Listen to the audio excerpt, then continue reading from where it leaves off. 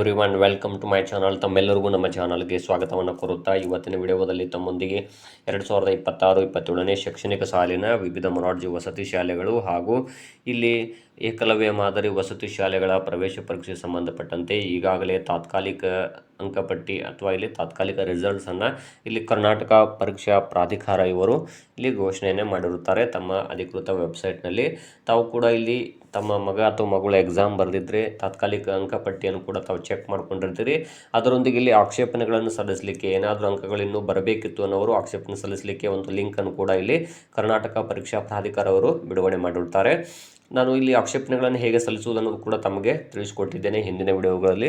ಯಾರು ವೀಕ್ಷಿಸಬಹುದು ಅಂತ ತಿಳಿಸುತ್ತಾ, ಇದೀಗ 2026-27ನೇ ಶೈಕ್ಷಣಿಕ ಸಾಲಿನ ಇಲ್ಲಿ ಅಂತಿಮ ಅಂಕಪಟ್ಟಿ ಅಥವಾ ಫೈನಲ್ ರಿಸಲ್ಟ್ಸ್ ಯಾವಾಗ ಘೋಷಣೆಯಾಗುತ್ತದೆ ಮತ್ತು ಇಲ್ಲಿ ಮೊದಲ ಸುತ್ತಿನ ಸೀಟು ಹಂಚಿಕೆ ಅಥವಾ ಇಲ್ಲಿ ಮೊದಲ ರೌಂಡ್ನ ಕೌನ್ಸಿಲಿಂಗ್ ಯಾವಾಗ ನಡೆಯುತ್ತದೆ ಅನ್ನೋದನ್ನು ತಮ್ಮೊಂದಿಗೆ ಇವತ್ತು ಶೇರ್ ಮಾಡ್ಕೊಳ್ತಾ ಇದ್ದೀನಿ.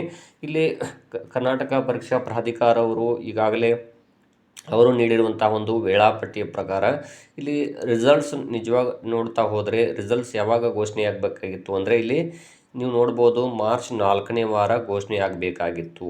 ಆದರೆ ಅವಧಿಗೆ ಮುನ್ನವೇ ಇಲ್ಲಿ ರಿಸಲ್ಟ್ಸನ್ನು ಅವರು ನೀಡಿದಂತಹ ಒಂದು ವೇಳಾಪಟ್ಟಿಗಿಂತ ಮೊದಲೇ ಅವರು ಕೊಟ್ಟಂತಹ ದಿನಾಂಕಕ್ಕೂ ಮೊದಲೇ ಇಲ್ಲಿ ರಿಸಲ್ಟ್ಸನ್ನು ಘೋಷಣೆ ಮಾಡಿರುತ್ತಾರೆ. ಹಾಗಾಗಿ ಇಲ್ಲಿ ಮೊದಲನೇ ಸುತ್ತಿನ ಕೌನ್ಸಿಲಿಂಗ್ ಮತ್ತು ಇಲ್ಲಿ ಅಂತಿಮ ಫೈನಲ್ ರಿಸಲ್ಟ್ಸ್ ಅಥವಾ ಇಲ್ಲಿ ಪ್ರವೇಶ ಪರೀಕ್ಷೆಯ ಅಂತಿಮ ಫಲಿತಾಂಶವು ಇನ್ನೆರಡು ದಿನಗಳಲ್ಲಿ ಅಥವಾ ಇಲ್ಲಿ ಫೈನಲ್ ರಿಸಲ್ಟ್ಸ್ ನೀವು ನೋಡ್ತಾ ಹೋದಾಗ ಅವರು ಹೇಳಿದಂತೆ ಇಲ್ಲಿ ಮಾರ್ಚ್ ಕೊನೆ ವಾರಕ್ಕಿಂತ ಪೂರ್ವದಲ್ಲಿಯೇ ತಾತ್ಕಾಲಿಕ ಅಂಕಪಟ್ಟಿ ಬಿಡುಗಡೆಯಾಗಿರುವುದರಿಂದ ಆಕ್ಷೇಪಣೆ ಸಲ್ಲಿಸಲಿಕ್ಕೆ ಮತ್ತು ಇಲ್ಲಿ ಅವಧಿ ಪೂರ್ಣಗೊಂಡಿರುತ್ತದೆ. ಇನ್ನೆರಡು ದಿನಗಳಲ್ಲಿ ಅಂದರೆ ನಾಳೆ ಮತ್ತು ಶುಕ್ರವಾರ ಹಾಗೂ ಶನಿವಾರದ ಒಳಗಾಗಿ ಇಲ್ಲಿ ಅಂತಿಮ ಅಂಕಪಟ್ಟಿ ಅಥವಾ ಫೈನಲ್ ರಿಸಲ್ಟ್ಸ್ ಘೋಷಣೆಯಾಗುವಂಥ ಸಾಧ್ಯತೆ ಹೆಚ್ಚಳವಾಗಿದೆ ಅಂತ ಹೇಳ್ಬೋದು.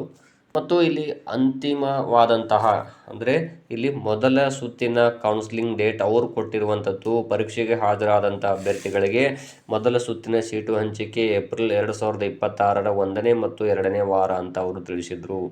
ಆದರೆ ಇಲ್ಲಿರುವಂತಹ ಒಂದು ಏನು ದಾಖಲಾತಿ ಪ್ರಕ್ರಿಯೆ ಸಂಬಂಧಪಟ್ಟಂತೆ ಅವರ ವೇಳಾಪಟ್ಟಿಗೂ ಮೊದಲೇ ಇಲ್ಲಿ ಕೌನ್ಸಿಲಿಂಗ್ ನಡೆಯುವಂತಹ ಸಾಧ್ಯತೆ ಹೆಚ್ಚಾಗಿದೆ ಅಂತಲೇ ಹೇಳ್ಬೋದು. ಹಾಗಾದರೆ ಇಲ್ಲಿ ವೇಳಾಪಟ್ಟಿಯನ್ನು ನೋಡಿದಾಗ ಈಗ ಇರುವಂಥ ಒಂದು 2026ರ ಶೈಕ್ಷಣಿಕ ವರ್ಷ ಜೂನ್ 1ರಿಂದ ಪ್ರಾರಂಭವಾಗುತ್ತೆ ಅನ್ನುವುದರೊಳಗಾಗಿ ಎಲ್ಲ ಸುತ್ತಿನ ಕೌನ್ಸಿಲಿಂಗ್ ಮುಕ್ತಾಯ ಮಾಡುವ ಉದ್ದೇಶಕ್ಕಾಗಿ ಇಲ್ಲಿ ಅಡ್ಮಿಷನ್ ಅಷ್ಟರೊಳಗಾಗಿ ಕಳೆದ ವರ್ಷ ಜೂನ್ 14ರವರೆಗೂ ಇಲ್ಲಿ ಕೌನ್ಸಿಲಿಂಗ್ ನಡೆದಿದ್ದು, ಆದರೆ ಈ ಬಾರಿ ಜೂನ್ 1ರ ಒಳಗಾಗಿ ಪೂರ್ಣಗೊಳಿಸುವ ಒಂದು ಸಾಧ್ಯತೆ ಹೆಚ್ಚಾಗಿರುವುದರಿಂದ ಇಲ್ಲಿ ಮೊದಲ ಸುತ್ತಿನ ಕೌನ್ಸಿಲಿಂಗ್ ಇಲ್ಲಿ ಏಪ್ರಿಲ್ಗಿಂತಲೂ ಮೊದಲೇ ಅಥವಾ ಮಾರ್ಚ್ ಕೊನೆಯ ವಾರದ ಒಳಗಾಗಿಯೇ ಇಲ್ಲಿ ಕೌನ್ಸಿಲಿಂಗ್ ನಡೆಯುವಂಥ ಸಾಧ್ಯತೆ ಹೆಚ್ಚಾಗಿದೆ. ಇನ್ನೆರಡು ದಿನಗಳಲ್ಲಿ ಫೈನಲ್ ರಿಸಲ್ಟ್ಸ್ ಇಲ್ಲಿ ಅಂತಿಮ ಪರೀಕ್ಷೆ ಅಂದರೆ ಪ್ರವೇಶ ಪರೀಕ್ಷೆಯ ಅಂತಿಮ ಫಲಿತಾಂಶ ಈಗ ಬಿಟ್ಟಿರುವಂಥದ್ದು ತಾತ್ಕಾಲಿಕ ರಿಸಲ್ಟ್ಸ್ ಆಗಿರುತ್ತೆ. ಆಕ್ಷೇಪಣೆಗಳನ್ನು ಸಲ್ಲಿಸಿದ ಮೇಲೆ ವೆರಿಫೈ ಆದಮೇಲೆ ಇಲ್ಲಿ ಮತ್ತೆ ಫೈನಲ್ ರಿಸಲ್ಟ್ಸ್ ಘೋಷಣೆ ಆಗುತ್ತೆ. ಇನ್ನೆರಡು ದಿನಗಳಲ್ಲಿ ಫೈನಲ್ ರಿಸಲ್ಟ್ಸ್ ಘೋಷಣೆ ಆದ ಮೇಲೆ ಮತ್ತೆ ಒಂದು ವಾರದ ಒಳಗಾಗಿ ಅಥವಾ ಇಲ್ಲಿ ಮಾರ್ಚ್ ಕೊನೆಯ ವಾರದ ಒಳಗಾಗಿಯೇ ಇಲ್ಲಿ ತಮಗೆ ಮೊದಲ ಸುತ್ತಿನ ಸೀಟು ಹಂಚಿಕೆಯ ವೇಳಾಪಟ್ಟಿ ಬಿಡುಗಡೆಯಾಗುತ್ತದೆ ಅಥವಾ ಇಲ್ಲಿ ಕೌನ್ಸಿಲಿಂಗ್ ಪ್ರಾರಂಭವಾಗುತ್ತದೆ. ಹಾಗಾಗಿ ತಾವೆಲ್ಲರೂ ಕೂಡ ಇಲ್ಲಿ ಯಾರು ಇಲ್ಲಿ ಮಾರ್ಕ್ಸ್ಗಳನ್ನು ಚೆಕ್ ಮಾಡ್ಕೊಂಡಿರ್ತೀರಿ, ನಾನು ಕೂಡ ಇಲ್ಲಿ ಕಟ್ ಆಫ್ ಮಾರ್ಕ್ಸ್ಗಳು ಎಷ್ಟಕ್ಕೆ ನಿಲ್ಬಹುದಂತ ತಿಳಿಸ್ಕೊಟ್ಟಿದ್ದೇನೆ. ಅಂತಹವರು ತಾವೆಲ್ಲರೂ ಕೂಡ ಸೆಲೆಕ್ಟ್ ಆಗಬಹುದಾದಂಥವರು ಸೂಕ್ತ ದಾಖಲೆಗಳನ್ನು ಸಿದ್ಧತೆಯಲ್ಲಿ ಇಟ್ಕೊಳ್ಬೇಕು ಅಂತ ನಾನು ಕೂಡ ತಮಗೆ ಇವತ್ತಿನ ವಿಡಿಯೋ ಮೂಲಕ ತಿಳಿಸ್ಕೊಡ್ತಾ ಇದ್ದೀನಿ. ಧನ್ಯವಾದಗಳು.